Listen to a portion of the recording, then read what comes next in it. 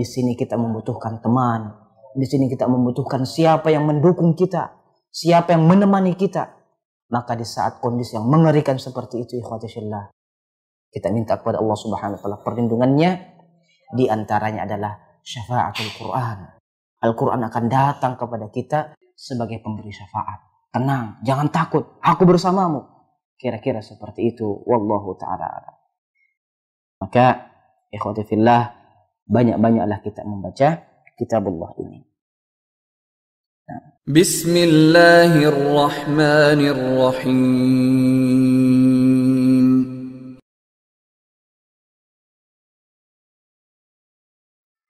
Di antara keutamaan lainnya adalah dalam sebuah hadis dari Rasulullah SAW yang diriwayatkan oleh Abu Hurairah radhiyallahu anhu, Nabi SAW qala majtama'a qaumun fi baitin min buyutillah yatluna kitaballah wa yatadarasunahu bainahum illa nazalat bihimus sakinah wa ghashiyatuhumur rahmah wa haffathumul malaikah wa dzakarahumullahu fi man 'indah. Rawahu Muslim, bahwa Rasulullah SAW bersabda, tidaklah berkumpul sekelompok dari umatku, sekelompok kaum, fi baitin min buyutillah, mereka membaca Al-Quran di salah satu rumah-rumah Allah Subhanahu wa taala, yaitu di masjid. Mereka di masjid tersebut yatluna kitab Allah, membaca Al-Quran, wa yatadarasuna bainahum, mereka saling mempelajari Al-Quran tersebut, saling belajar, ya, mempelajari Al-Quran tersebut. Halaqatul ilm di masjid. Ketika kegiatan ini terjadi, berkumpul di masjid sekelompok, kemudian membaca Al-Quran, mempelajarinya, yang terjadi adalah nazalat bihimus sakinah, Allah alaihimus sakinah, Allah akan menurunkan kepada mereka as-sakinah, ketenangan hati. Ini yang galau-galau, yang hatinya dipenuhi dengan alham, al-hazan, ya, kesedihan, kegalauan.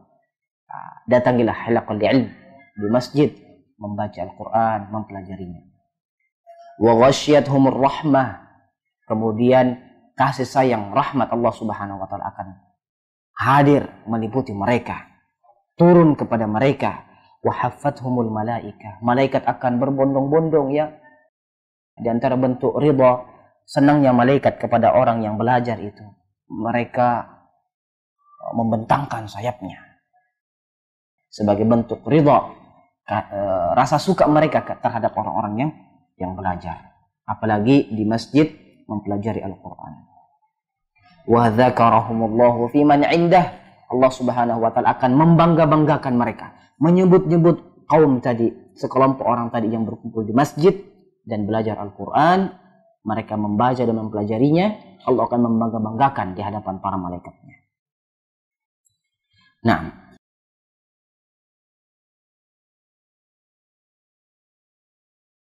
Nah, di antara juga motivasi dari Nabi SAW, sebuah peringatan. Terkadang kita ditanya, sudah ngaji? Wah, belum. Lupa. Tidak boleh lupa dengan mengaji. Kalau lebih tinggi lagi sedikit, baca surat ini. Wah, afwan Ustaz, saya lupa ayat ini. Tidak boleh lupa dengan Quran. Tidak boleh. Sebagai bentuk apa istilahnya, bahasa manusiawinya mungkin lupa, tapi saking pentingnya Quran ini dijaga, jangan sampai kita lupa. Nabi SAW mengatakan, la yaqul ahadukum nasitu ayatan kait wa kait bal huwa nusiya. Jangan seseorang di antara kalian mengatakan, saya lupa ayat ini, saya lupa ayat ini, ya, tapi hendaknya dia mengatakan, saya dilupakan. Artinya syaitan membuat dia ghaflah, lalai, sehingga lupa dengan ayat yang sudah dia baca. Naam. Wa dzalika anna qawlahu nasitu qad yush'iru bi'adamil mubalah bima hafidha min al-Qur'ani hatta nasiyahu. Karena kapan kita mengatakan bahwa kita lupa ayat ini, lupa Quran, seolah-olah kita tidak memperhatikan Al-Quran ini. Wa na'udzubillah min dzalik. Sampai dia terlupa. Di antara yang lain ikhwati fillah yang dimuliakan Allah Subhanahu wa taala,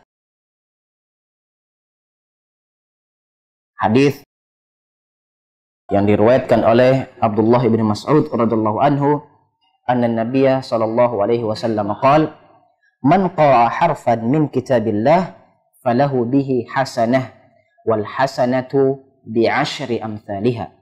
La aqulu alif lam mim harfun walakin alifun harfun wa lamun harfun wa mimun harfun." Akan tetapi kita bacakan terjemahannya. Nabi SAW bersabda, barang siapa yang membaca satu huruf di dalam Al-Quran, maka baginya satu kebaikan. Dan satu kebaikan tadi dilipat gandakan menjadi 10. Masya Allah. Kemudian Nabi menegaskan, la aqulu alif lam mim harfun. Saya tidak mengatakan bahwa alif lam mim itu satu harf, satu huruf. Tapi alifun harfun. Alif itu satu huruf, lamun harfun, lam juga satu huruf, wa mimun harfun. Artinya alif lam mim ini 3 huruf. Maka dia kalau mau dihitung secara kasar ya, matematikanya mendapatkan 30 kebaikan dari membaca alif lam mim. Masya Allah. Bagaimana dengan bismillahirrahmanirrahim? Masya Allah. Silahkan dihitung. Al-ba, kemudian al-alif, kemudian sin, dan mim. Kan bismi itu sebenarnya ba, alif, ya, bi, kemudian ism. Tapi karena sering dipakai, maka bismi seolah-olah tidak ada alifnya. Padahal ada di situ. Tapi dihilangkan karena kathratu isti'mal, karena sering digunakan. Tapi kita harus tahu bismi, bi, kemudian ism, seperti itu. Dan wallahu ta'ala alam cuma dihilangkan ketika kita menuliskan basmalah. Nah, ikhwati fillah, keutamaan setiap huruf ini juga terbayang ya, dan tergambar betapa agungnya Al-Quran ini. Bihaith tidak ada satu kitab pun yang satu huruf di dalamnya memiliki pahala kecuali Al-Quran ini. Maka maksimalkanlah kita membaca Al-Quran. Apalagi di bulan Ramadan yang mulia. Juga dari Ibnu Mas'ud, Rasulullah SAW bersabda, inna hadzal qur'ana ma'dubatullah, faqbilu ma'dubatahu mastata'tum. Nah, sesungguhnya Al-Quran ini adalah ma'dubatullah. Ma'dubah dalam bahasa Arab adalah sebuah makanan yang sengaja dibuat untuk mengundang orang lain untuk makan. Hidangan.